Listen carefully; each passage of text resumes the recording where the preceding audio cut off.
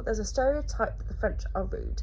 Now, that's not like generalizing like that. There's some of the most probably loveliest people in the world are French, and if you're French, I'm sure you're absolutely lovely. But I had the stereotype for me in 2015 when I went was not true. Everyone was so friendly, and I was like, it's the friendliest place ever.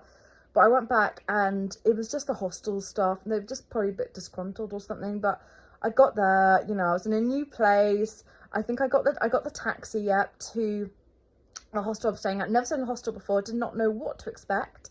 But I'd done lots of research, like I said before, and I'd met like people, you know, seen people who'd done it and their experience and their to do, not to do, different things you should do. I've done my research. I think you should do that, about making sure you get padlocks for your bags, making sure you have a bum bag on you, sleep with your bum bag.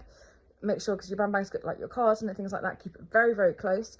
I didn't know what to expect, be staying with other people and what was going to happen, but I went to the, you know, when you get there to the reception desk and everything, and I, you know, tried to check in, and they were so rude. So I was obviously pretty tired by this point, and emotionally and you know, just mentally as well, because I've been, you know, going from country to country. I felt very like a model going from London. I woke up in like England, like went to London to Paris, just, you know, felt very, you know.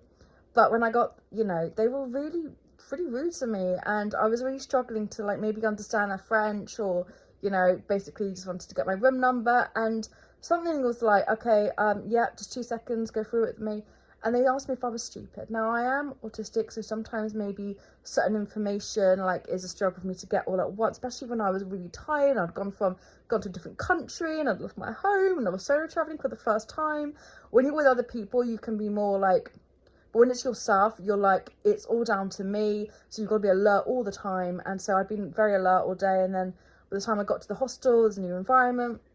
They asked me if I was stupid. And I was like, and in the end, I got the key and everything. And I went up this like winding staircase to the room. And I remember thinking, what have I done? I want to go home. For me, I love to travel. But at the time, I was like, it was the worst experience I've ever had in any hostel. And it happened to be my first ever one, so I'm so glad I didn't back out.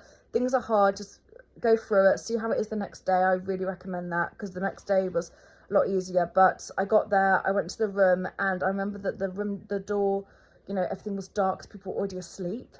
And I went up this like little stairs to this bunk bed, and I was like, and I had to like get on the ladder to the top bunk, and I went back downstairs, and there was like a bar area, and people were out with still, you know, even though some people were asleep, people were still, there was just a lot of people, if they've travelled, they want to have a sleep that night because they're really like exhausted, then the next day they're fine.